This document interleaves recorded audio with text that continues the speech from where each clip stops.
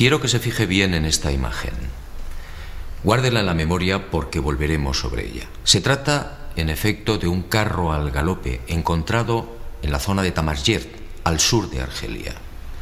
Una pintura como otras que iremos viendo, que guarda una estrecha relación con la historia que quiero contarle. Otra historia oficialmente imposible, que no será del agrado de los arqueólogos ortodoxos. Pero la verdad, como usted sabe muy bien, no es patrimonio de nadie. Sígame y juzgue por sí mismo.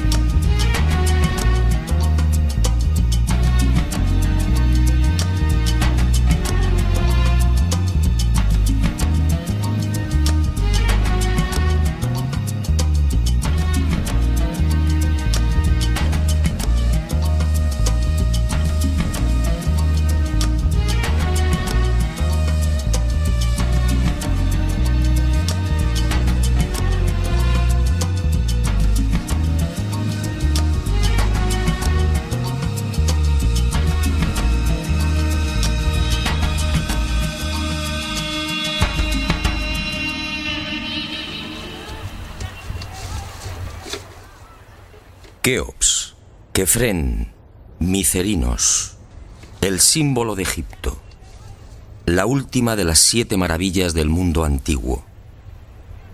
Y sobresaliendo como una reina Keops, la gran pirámide. Una construcción incomprensible, un desafío a la razón, una obra que provoca vértigo. ¿Quién la levantó y sobre todo cómo? Keops reúne 3 millones de bloques de piedra caliza y granítica. Bloques que oscilan entre 2 y 40 toneladas de peso. Bloques tallados con tal precisión que no permiten el paso de una hoja de papel. Un monumento cuyo revestimiento original, hoy casi desaparecido, estaba formado por losas de caliza pulida de hasta 16 toneladas. Y a su lado, otro coloso, Kefren, casi 1.700.000 metros cúbicos de piedra.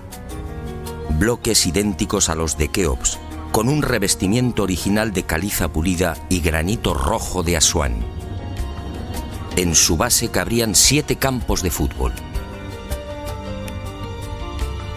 Por último, Micerinos, la más modesta pero igualmente soberbia y desconcertante. Su altura equivale a un edificio de 20 plantas. Hoy la tecnología tendría graves dificultades para alzar y depositar esos bloques de piedra.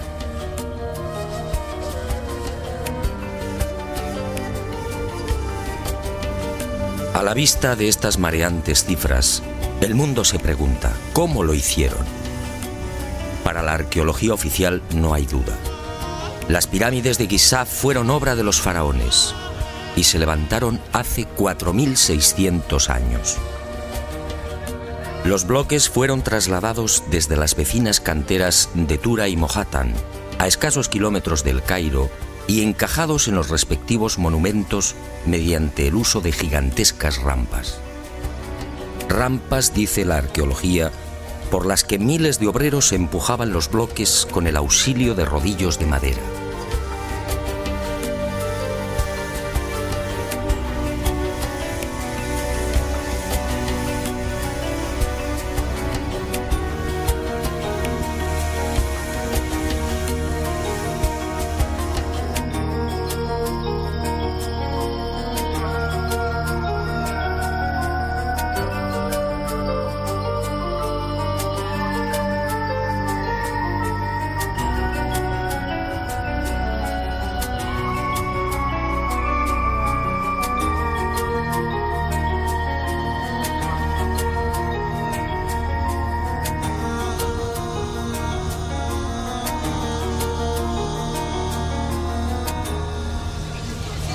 Pero la célebre teoría de las rampas, divulgada en el siglo XX por el arqueólogo alemán Ludwig Borchardt, no termina de convencer a cuantos hemos tenido el privilegio de pisar la meseta de Giza y contemplar estos 3 millones de bloques.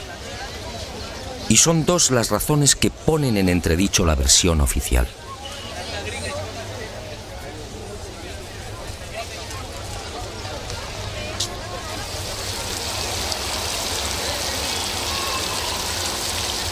Según los arqueólogos, la Gran Pirámide fue construida por Keops, el faraón que reinó entre los años 2590 y 2567 a.C.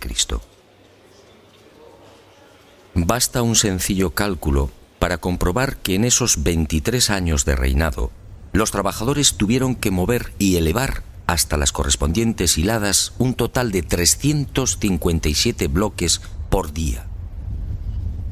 357 moles de piedra con pesos que oscilan entre 2.000 y 40.000 kilos. 357 gigantescos sillares en 12 horas. Es decir, un bloque cada 2 minutos. Por mucha mano de obra que pudiera reunir Keops, la empresa en cuestión resulta más que dudosa. Y no solo por el arduo problema de organización, sino sobre todo por las evidentes dificultades técnicas a la hora de izar y encajar estos monstruos de caliza, granito y mármol. Los arqueólogos más conservadores se defienden escudándose en lo escrito por Heródoto en el siglo V a.C. Según el padre de la historia, los bloques eran levantados de grada en grada con el concurso de una serie de máquinas formadas por maderos cortos. Esto, al parecer, fue lo que le contaron los sacerdotes durante su visita a Egipto. Pero la narración del escritor griego no constituye un punto de partida sólido y fiable. En el 450 a.C., cuando Heródoto recorre el Nilo, habían transcurrido 2000 años desde la supuesta construcción de la Gran Pirámide por Keops.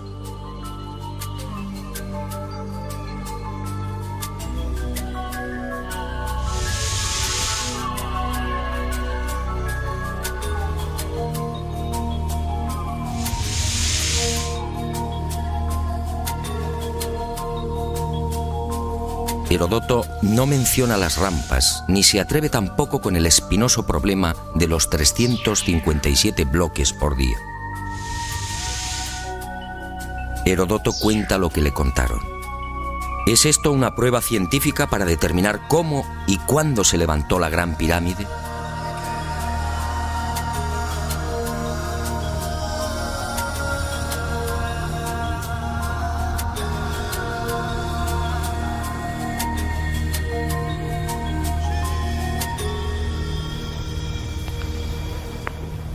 Pero existe una segunda razón de mayor calado que hace dudar de lo establecido por la arqueología.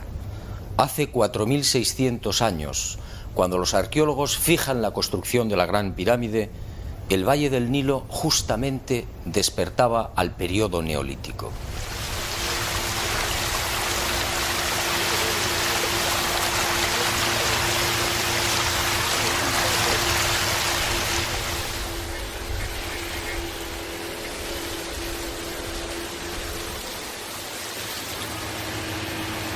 En otras palabras, tanto en el sur, en el Alto Egipto, como en las regiones del Fayum y del Delta Occidental, los habitantes malvivían en chozas de juncos y adobe.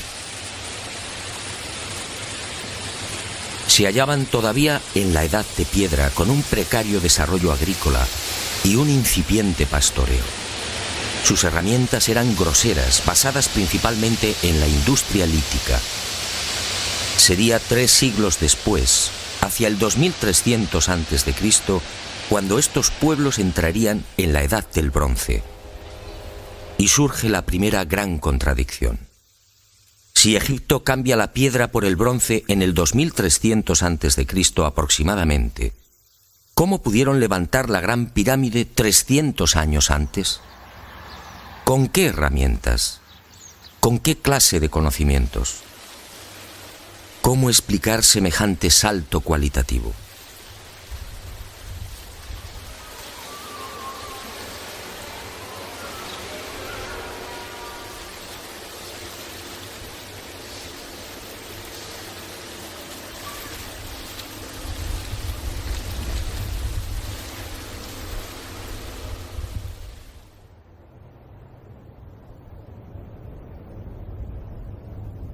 Nadie en su sano juicio y con un mínimo de información puede aceptar que esta maravilla arquitectónica fuera obra de unas gentes primitivas que ni siquiera conocían la escritura.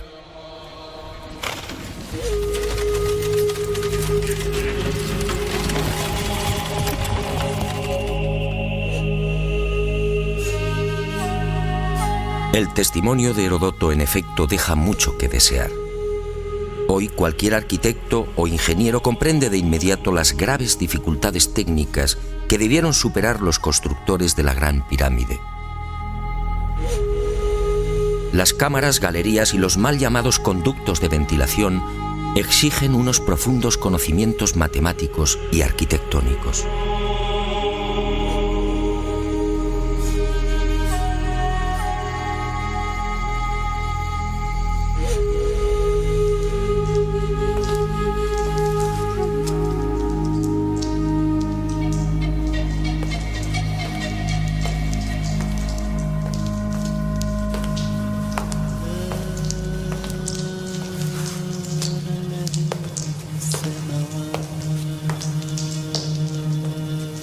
Basta echar un vistazo a las toscas herramientas con las que, según los arqueólogos, se construyeron las pirámides para comprender que algo falla en esta historia.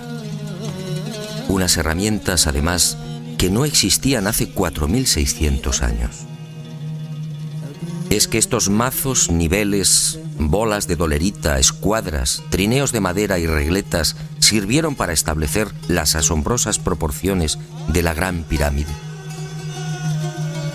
¿Cómo explicar, por ejemplo, que la desviación de la orientación norte-sur de sus caras no supere los 3 minutos 20 segundos hacia el oeste? ¿Cómo explicar la increíble perfección de la angulación de los bloques de revestimiento? Hoy solo podríamos alcanzarla con instrumentos ópticos. ¿Cómo entender que hace 4600 años aquellos pueblos neolíticos dispusieran ya de una medida tan perfecta como el codo? Como es sabido, solo en la era espacial se ha podido comprobar que el metro estaba mal medido. Su longitud en realidad es algo más de lo que siempre habíamos creído. El metro exacto tiene una longitud de 1.047. Pues bien, 2 codos egipcios equivalían exactamente a 1.047.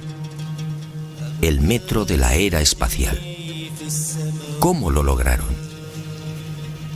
Pero las dudas y contradicciones no terminan ahí. Hasta el día de hoy, nadie ha logrado explicar satisfactoriamente el sistema de iluminación utilizado a la hora de construir las pirámides. Las tradicionales antorchas no sirven. No hay restos de hollín en techos o paredes. En cuanto a la fórmula de los espejos, reflejando la luz solar hasta lo más profundo, tampoco resiste un análisis medianamente serio. El movimiento del Sol obligaría a los constructores a una penosa labor de permanente rectificación. Esa luz sería útil como mucho para las salas y galerías más próximas a la entrada.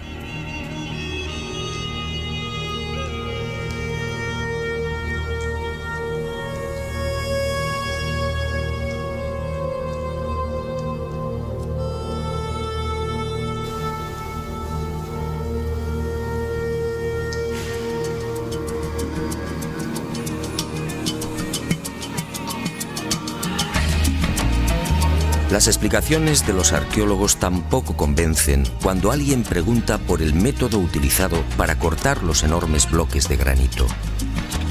¿Herramientas de cobre? Eso sería como intentar cortar una mesa de mármol con unas tijeras.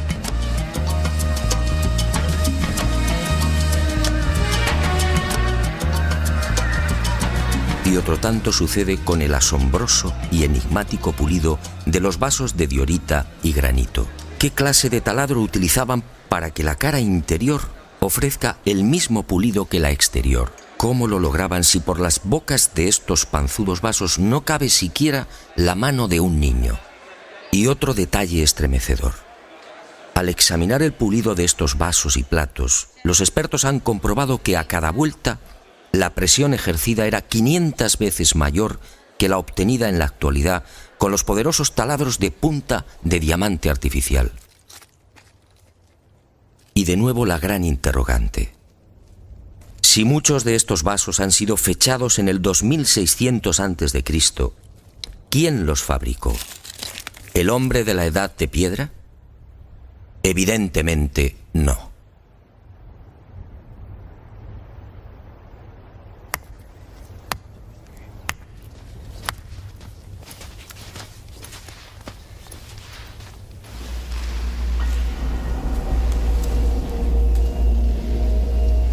¿Y quién fue capaz de un pulido como el que presenta el supuesto sarcófago de la pirámide de Keops? El acabado en el bloque de granito resulta imposible para un hombre del Neolítico. Mientras las esquinas aparecen absolutamente cuadradas, el índice de imperfección de la superficie del sarcófago no llega a 2/10 milésimas de pulgada. Es decir, la 10ª parte del espesor de un cabello humano. Esa perfección en el trabajo sobre la negra y dura diorita alcanza su máxima expresión en la estatua del citado faraón Kefren, hallada en el Templo del Valle, junto a la pirámide que lleva su nombre. El pulido de la misma es tal que solo cabe el silencio. Nadie sabe, nadie entiende cómo se logró semejante belleza hace 4500 años. ¿Y cómo explicar la técnica empleada para la ejecución de estas perforaciones? Son perfectamente visibles en muchos lugares del Egipto faraónico. Aquí, en la entrada real de la pirámide de Keops, tenemos una muestra. Para la arqueología no hay misterio. Estos orificios, dicen, se conseguían mediante la introducción en la piedra de un cilindro hueco que al girar cortaba el granito. Pero al examinar la espiral grabada en el interior, algo no concuerda con la versión oficial. La distancia entre línea y línea es de 2,5 milímetros. Nosotros en la actualidad, utilizando taladros con punta de diamante artificial, solo podemos alcanzar 0,05 milímetros por vuelta.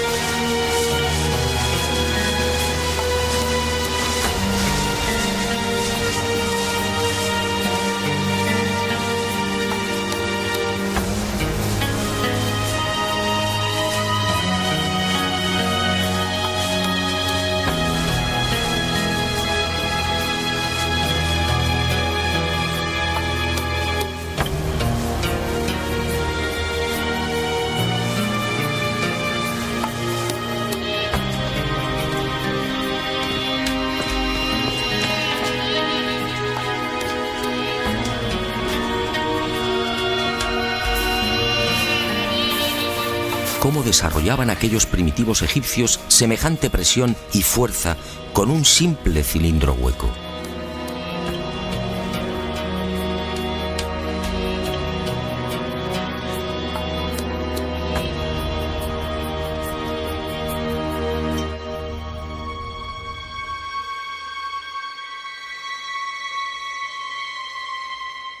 Y aunque algo posterior en el tiempo, también lo descubierto en la tumba de Tutankamón nos deja con la boca abierta.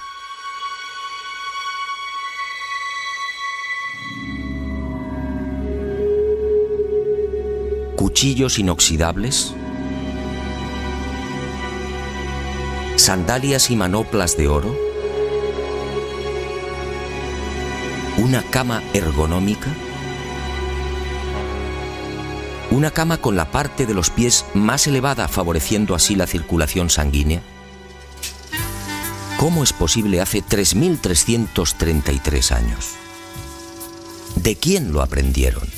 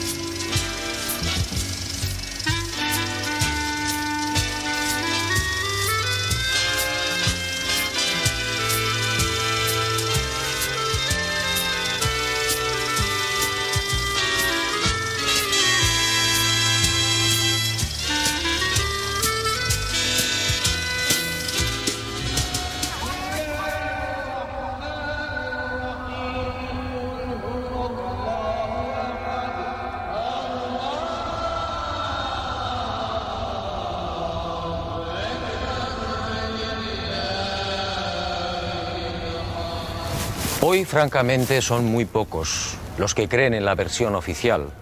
Hace 4.600 años, los pueblos que habitaban esta región no estaban en condiciones de imaginar siquiera este portento arquitectónico. Pero entonces, ¿quién levantó las pirámides?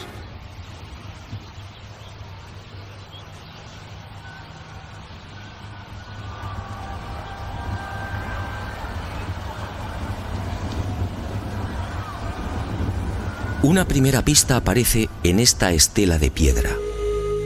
Una estela depositada en la sala 42 del Museo del Cairo y que muy pocos turistas se detienen a contemplar. La arqueología la denomina la estela del inventario. Se trata casi con seguridad de una copia de otro texto mucho más antiguo. En ella se lee un párrafo demoledor que deja sin argumentos a los arqueólogos. Dice así: el faraón Keops fundó la casa de Isis, señora de la pirámide, detrás de la casa de la Esfinge. ¿Señora de la pirámide? ¿Quiere esto decir que la Gran Pirámide ya existía cuando Keops llegó al poder?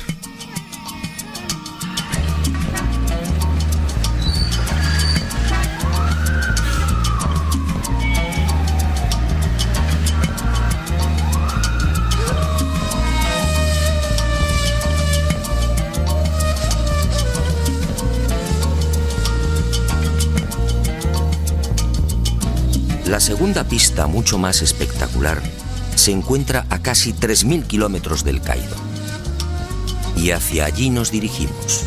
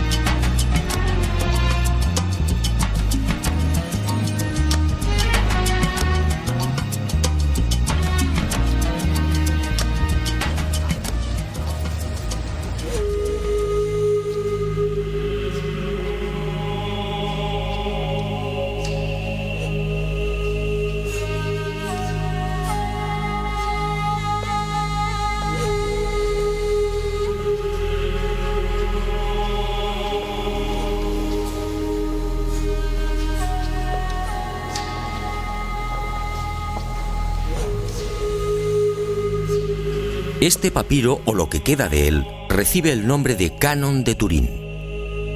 Fue descubierto en 1822 por el viajero italiano Bernardino Drobetti en la antigua ciudad egipcia de Tebas.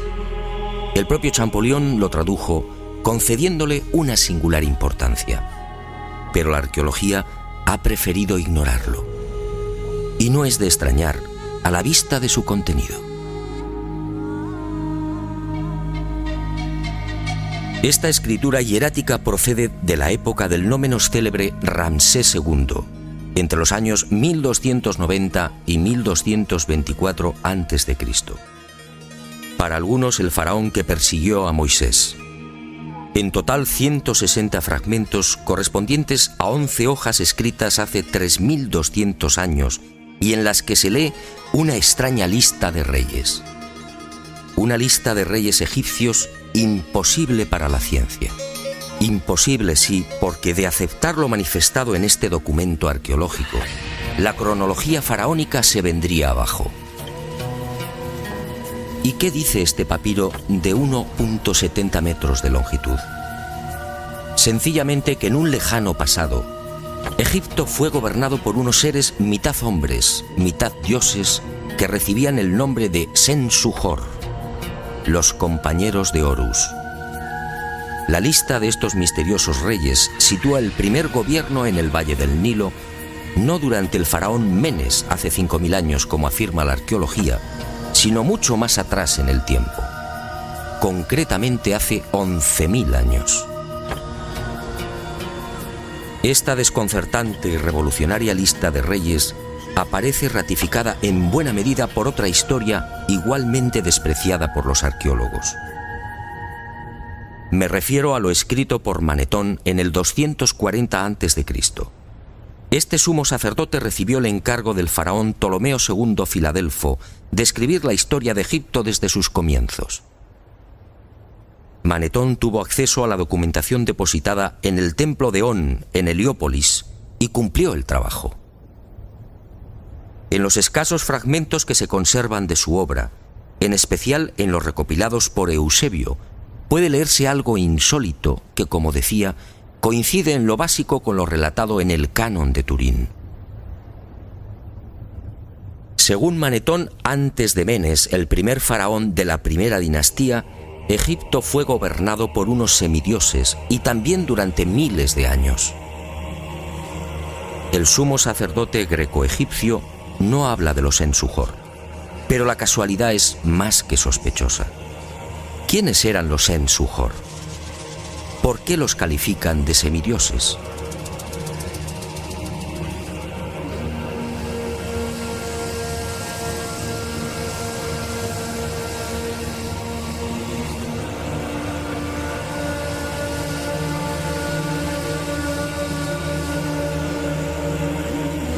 Para los arqueólogos más conservadores, los Sen-Suhor y la información suministrada por Manetón son pura fantasía.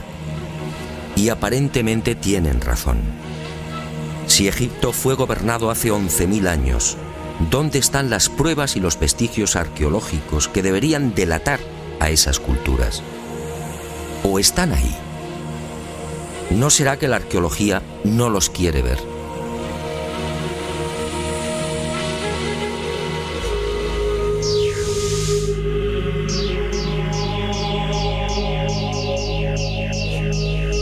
El presente descubrimiento se debe al investigador español Manuel Delgado.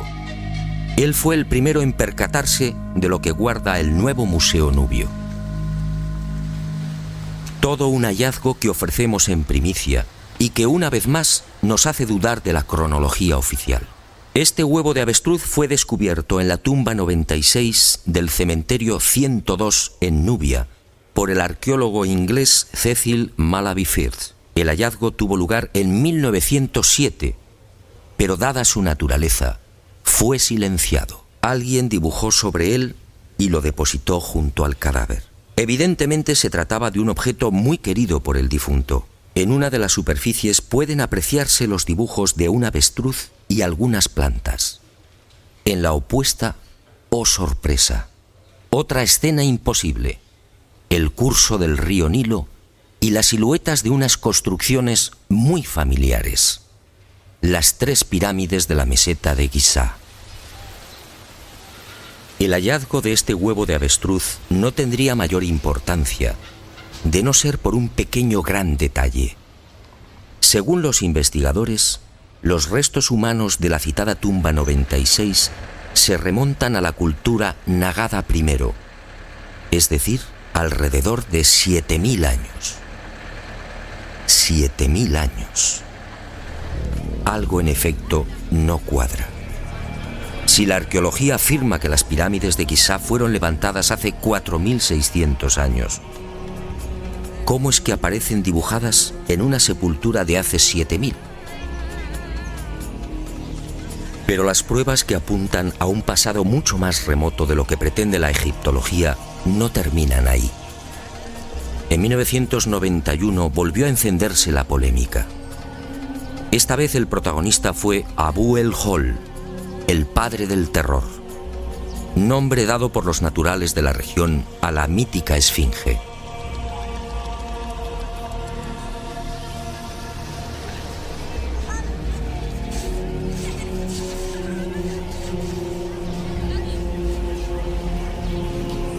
La esfinge, otro monumento emblemático de Egipto construido según la arqueología por el faraón Kefren hace 4.500 años.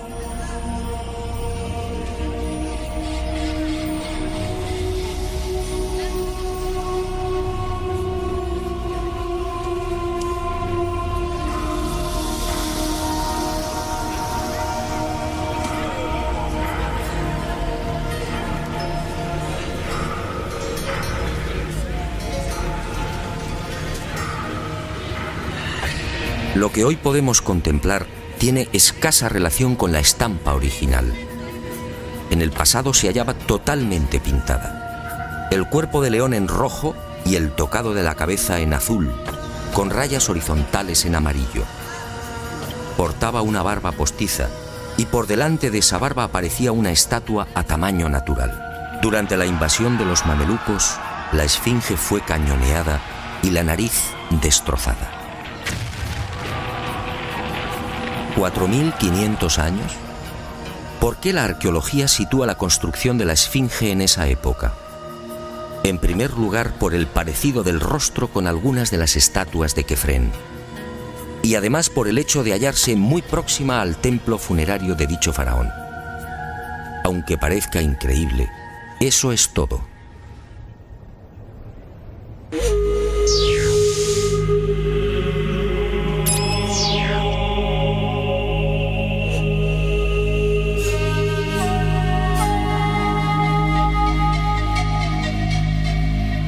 Y en 1991, como decía, los arqueólogos fueron arrinconados de nuevo contra las cuerdas. Un equipo de la Universidad de Boston, dirigido por el geólogo Robert Scotch, dio a conocer un estudio que retrasaba la construcción de la esfinge en varios miles de años. Mediante la utilización de ondas sonoras y micrófonos especiales, los geólogos norteamericanos exploraron las rocas que forman parte de la esfinge. El resultado fue asombroso. La zona delantera del monumento y parte de las paredes del foso que la rodea presentan una erosión de 2 metros de profundidad provocada por las lluvias. En la época de Kefren, supuesto constructor de la esfinge, esta región era un desierto. La única explicación a esa erosión acuática hay que buscarla en un clima especialmente húmedo, entre el 5000 y el 7000 a.C. Casi mágicamente hemos llegado a un punto que ya fue contemplado en uno de los anteriores capítulos de este planeta encantado. ¿Recuerda?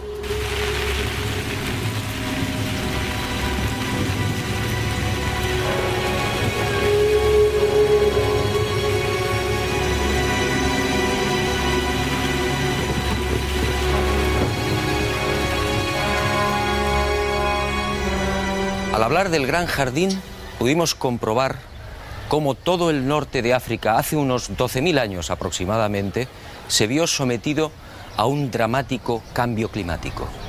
En otras palabras, la Universidad de Boston acertó.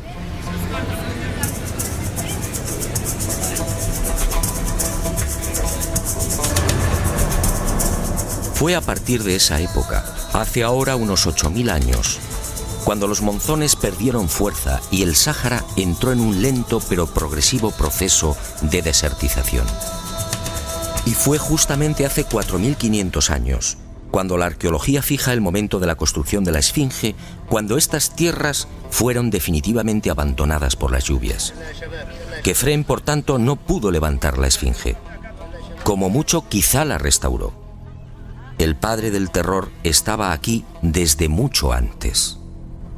La huella de las torrenciales lluvias registradas en el llamado Gran Húmedo Holocénico es incuestionable.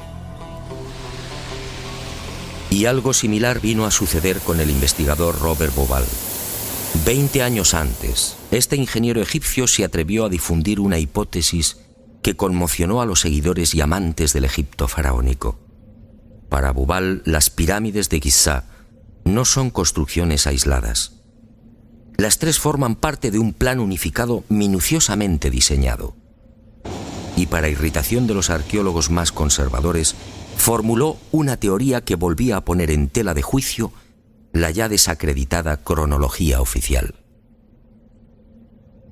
La tesis de Bauval es conocida como la correlación de Orión, es decir, el asombroso parecido en la disposición de Keos, Kefren y Micerinos respecto a las tres estrellas que forman el cinturón de Orión. Basta trazar una línea entre las tres pirámides y otra entre las estrellas del cinturón para observar que sendas ubicaciones son casi idénticas. Casi idénticas, sí, pero no iguales. El ángulo de las pirámides es de 172 grados y el de las estrellas de Orión en la actualidad de 181. Bauval se percató de esta pequeña diferencia y tuvo una genial intuición. Con la ayuda de las computadoras retrocedió en la historia y descubrió que la alineación de las estrellas del cinturón de Orión coincidía con la de las pirámides hace 12.500 años. ¿No son demasiadas coincidencias? Por un lado, la geología demuestra que la Esfinge tuvo que ser construida en pleno Gran Húmedo, es decir, hace más de 9.000 años. Por otro, el papiro de Turín y Manetón aseguran que unos semidioses gobernaron el valle del Nilo hace 11.000 o 12.000 años. Quizá más. También el huevo de avestruz hallado en la tumba 96 en Nubia nos dice que las pirámides existían ya hace 7.000 años. Y la tesis de Bauval pone punto final, insistiendo de nuevo en esa misteriosa fecha. 12.500 años.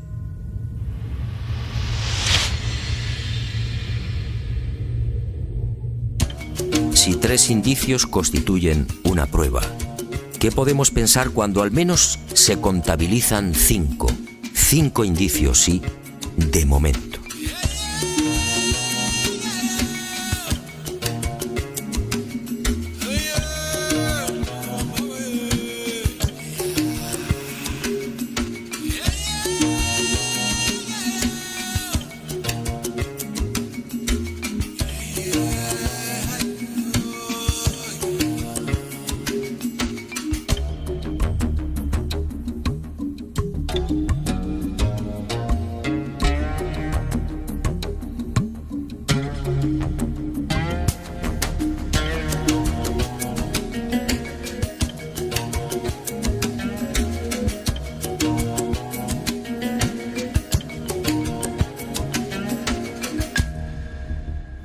No, las pruebas que contradicen la versión de la arqueología oficial no han concluido.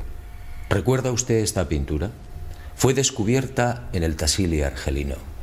Según los arqueólogos, tiene una antigüedad aproximada de 5.500 años, probablemente mucho más. Se trata, en mi opinión, de un carro egipcio. Pero ¿cómo es posible? ¿Un carro egipcio a 2.500 kilómetros del Nilo?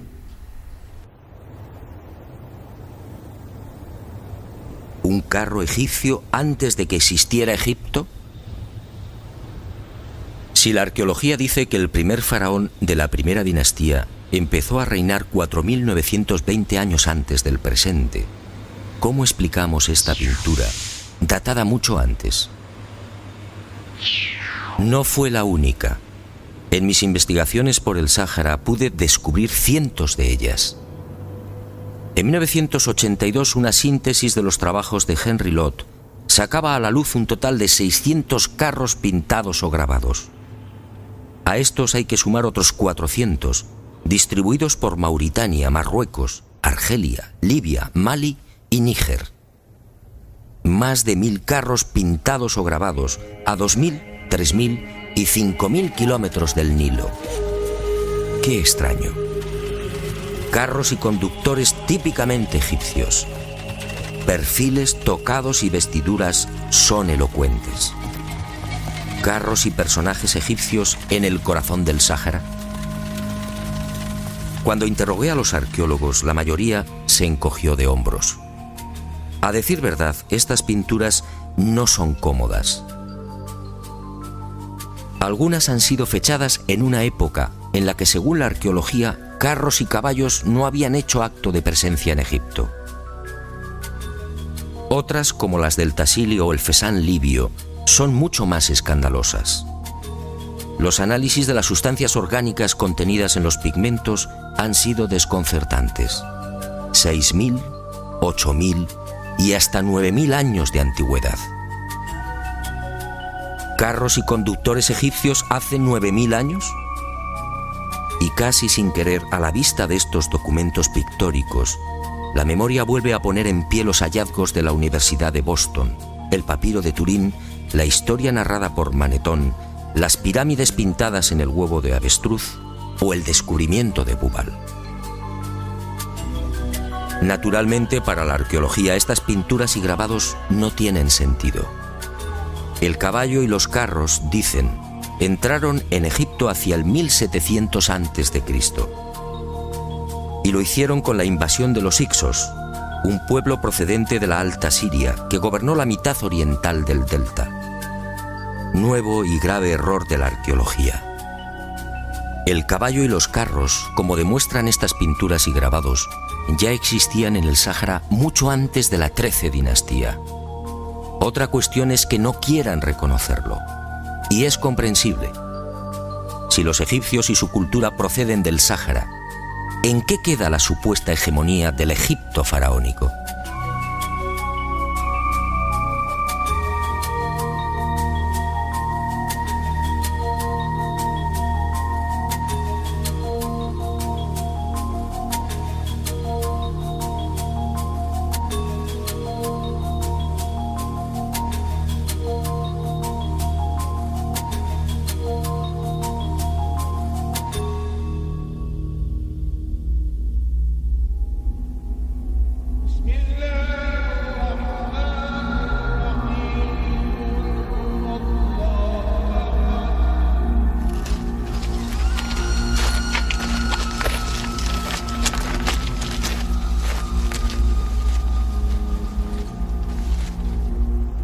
Pero las imposibles pinturas egipcias en el Sáhara, a 2.500 kilómetros del Nilo, no se limitan a carros al galope.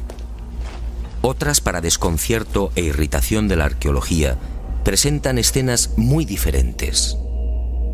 Ofrendas. Personajes adornados con el ureus, la serpiente sagrada sobre las cabezas.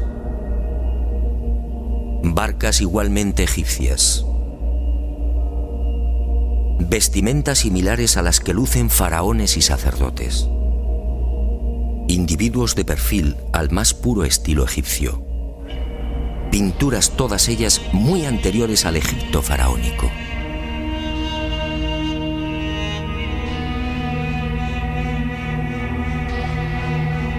¿Barcas egipcias en pleno desierto? Si estas pinturas, como aseguran los confusos y confundidos arqueólogos, fueran tan solo el testimonio de la influencia de la XVIII dinastía en esta remota parte del Sáhara, ¿cuál sería el sentido de las mismas? En esa época, durante la XVIII dinastía, hace 3.500 años, esta zona era un desierto idéntico al que ahora vemos. ¿Barcas en un infierno de piedra y arena? ¿Y por qué ignoran la datación? Si estas pinturas se remontan a 9.000 años, entonces las barcas sí están justificadas. En esa época, como se recordará, el Sáhara era un jardín, con ríos tan anchos y caudalosos como el actual Amazonas. Pero las extrañas coincidencias van más allá.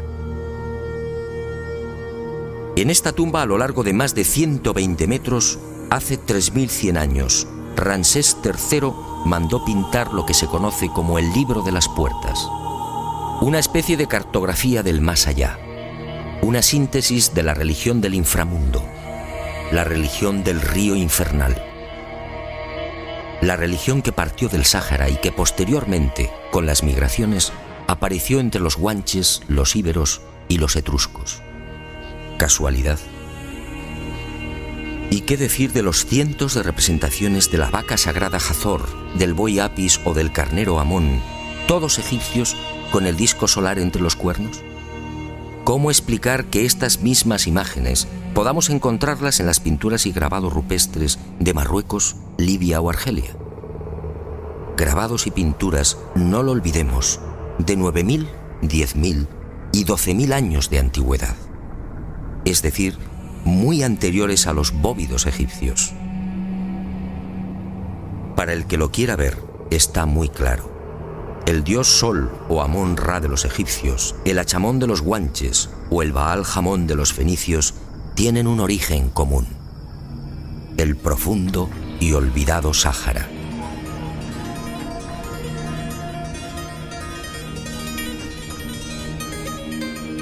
Puede que Herodoto y Diodoro de Sicilia tuvieran razón. Egipto, el Egipto faraónico, fue obra de los dioses. Ha llegado el momento de ser valiente. Para mí, hace 9.000 o 10.000 años, quizá más, alguien no humano descendió en el gran jardín, en el Sáhara Azul, y puso en marcha una gran cultura. Una civilización intuida en una lengua, una religión y unas costumbres comunes.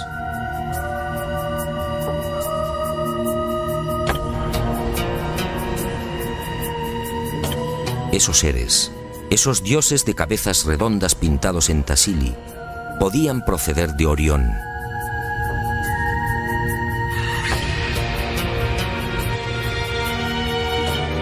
Y ellos, o sus descendientes, levantaron estas magníficas e imposibles construcciones.